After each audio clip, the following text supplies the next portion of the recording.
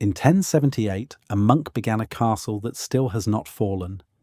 His name was Gundulf, the Bishop of Rochester, and he was the best builder of his age. The castle was the Great White Keep at the heart of the Tower of London. Gundulf had no steel, no power tools, and no engineering degree. He had cut stone, burnt lime, a length of rope, and a craft passed from hand to hand.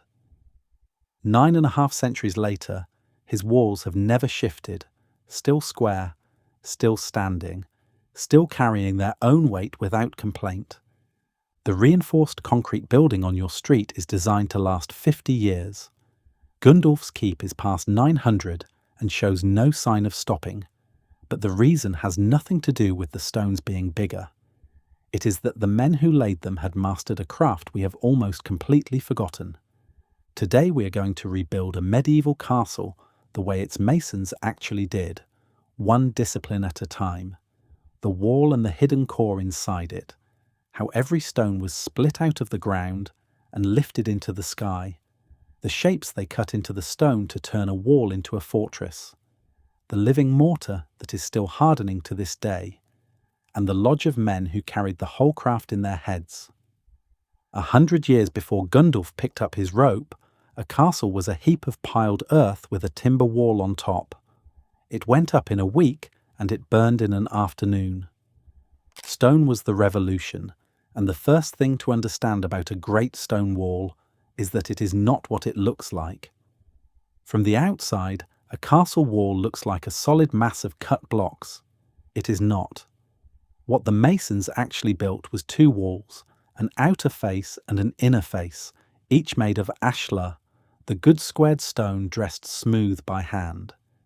Between those two faces they left a gap, and into that gap went the core. Broken stone, flint, gravel, rubble off the site, all of it drowned in lime mortar and rammed down tight. The handsome cut stone you see is only a skin. The heart of the wall is rubble. That was not a shortcut. It was the whole idea. Solid dressed stone all the way through would have cost a fortune and swallowed lifetimes, and it would actually have been more brittle. The rubble core, loose packed and bound in mortar, behaves almost like one enormous artificial rock. When a battering ram or a stone thrower slammed into the outer face, the blow did not travel cleanly through to the far side. It got swallowed and scattered in the rubble. The wall soaked up punishment that would have split a solid slab. There was a hidden weakness in building a wall as two skins with a loose middle, and the masons knew it. Under centuries of load, the two faces can start to bulge away from the core and each other. So at intervals they laid long stones called through stones or bond stones, single blocks that reached from the outer face deep into the core, stitching the skin to the heart so the wall could never peel apart. You do not see them. They are the reason the wall is still one piece. And these walls were thick, not the few inches of a modern house wall, 10 feet, 15 feet, in places more. At Dover, Henry II's Great Keep has walls up to 21 feet through. That is not a typo. You could hollow a modern hallway straight through the thickness of that wall and still have solid stone on either side of you.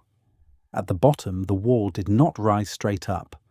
It flared outward into a thick sloping skirt of masonry called the batter, so the base sat far wider than the top.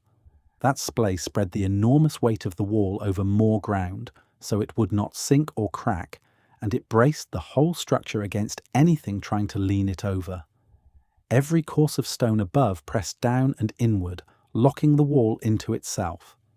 And to bind the whole thing, the masons leaned on the one ingredient nobody ever thinks about, the mortar, which is hiding the strangest secret in the entire wall. We will come back to it. But long before a drop of that mortar was spread, every stone in the wall had to be won out of the ground and lifted into the sky. And that was a craft all its own. Stone does not come out of the earth in tidy blocks. A quarryman read the rock the way a woodsman reads grain, finding the natural beds and joints where it wanted to split. Along that line he cut a row of small slots with a pick, drove in iron wedges, and beat them down in sequence until the block cracked free in one clean piece. Sometimes they set wooden wedges instead, hammered in dry and then soaked with water so they swelled overnight, and quietly split the stone while the men slept. The block was roughed down toward its finished size right there at the quarry, because every pound you did not carry was a pound you did not have to pay to move. And moving it was the hard part. A cart dragged over medieval roads could carry only so much before it broke the axle or the ox, so wherever there was a river or a coast, the stone went by water.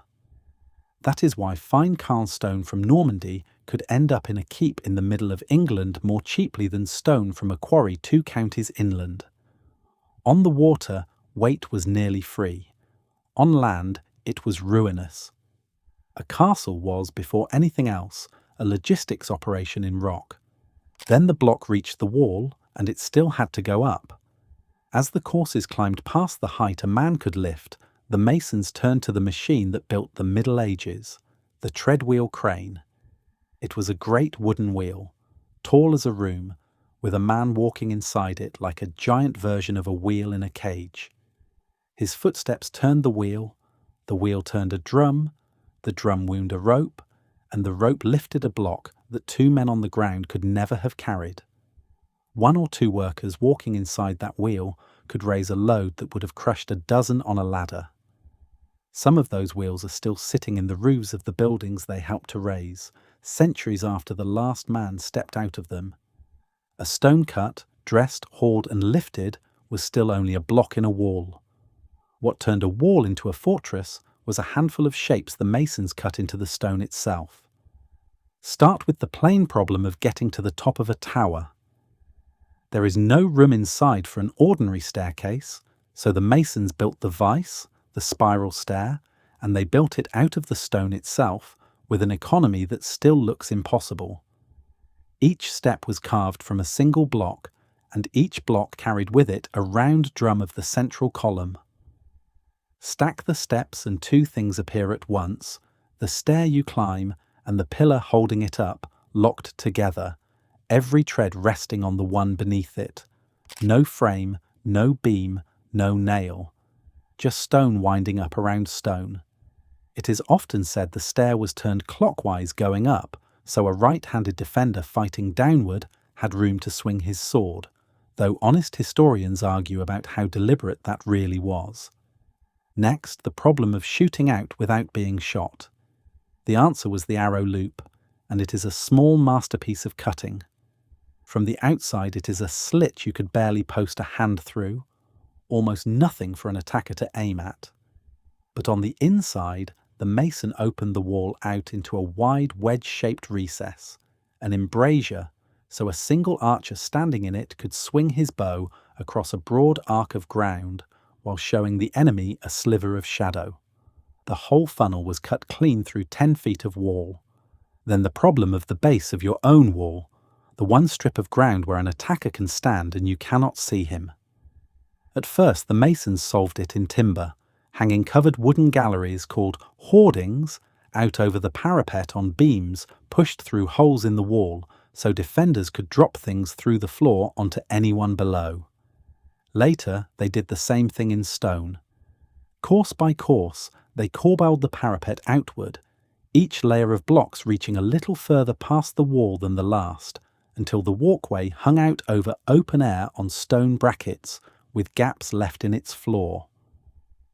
That overhang is a matriculation, and it is masonry leaning out into nothing and refusing to fall. There were smaller cuts everywhere you looked, the deep grooves in a gateway where the portcullis slid up and down, the sockets for the great drawbar, the garderobe, the castle toilet, a stone seat set over a shaft cut down through the thickness of the wall to empty far below. Every one of them was worked into the stone before it was ever set in place, all part of the same single design. And all of it, every stair drum and loop and corbel, was bedded and bound by the one material we keep circling back to. Now, back to that mortar, because it is the quiet heart of why any of this survives.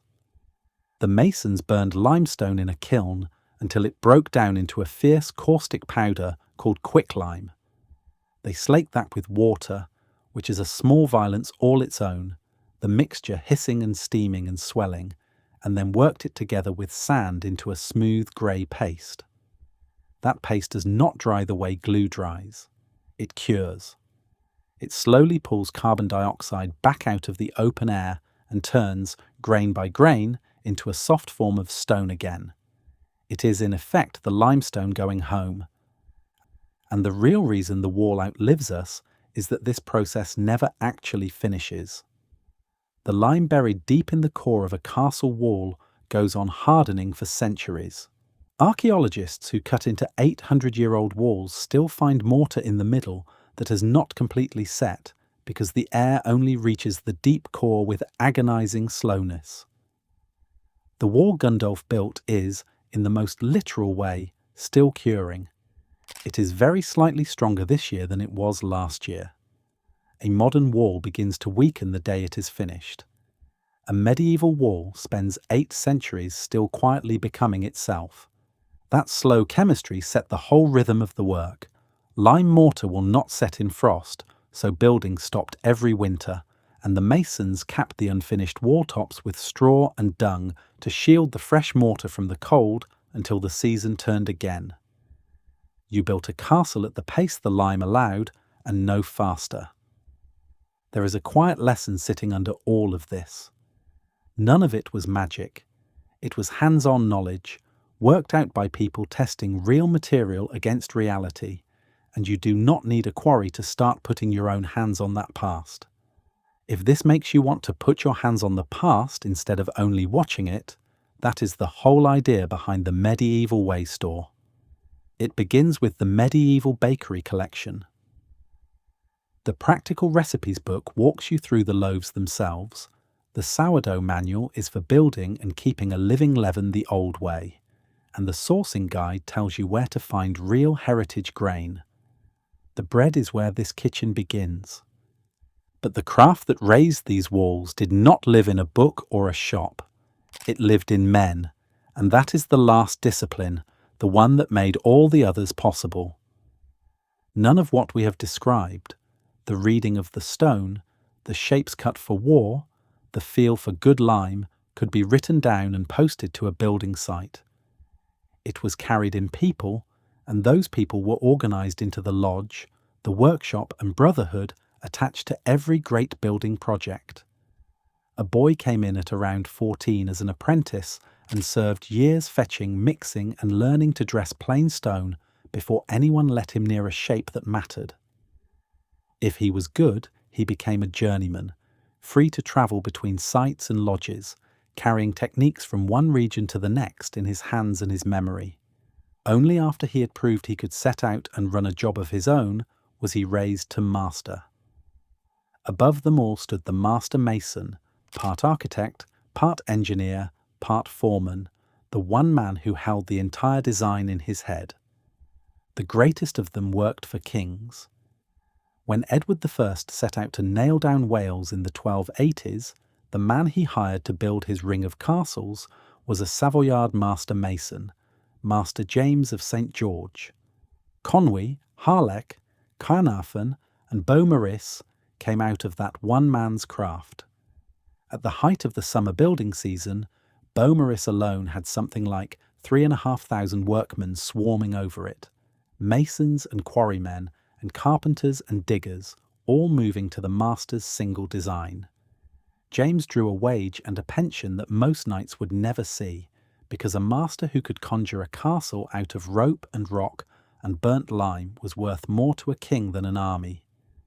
Kings competed for these men, and a master could pack up his tools and his knowledge and walk to whichever crown paid him best.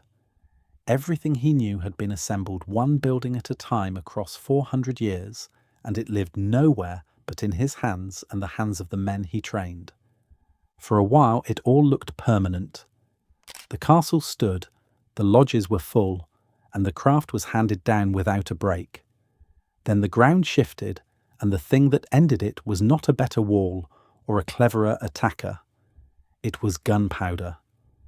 A cannon did not climb a wall or dig beneath it.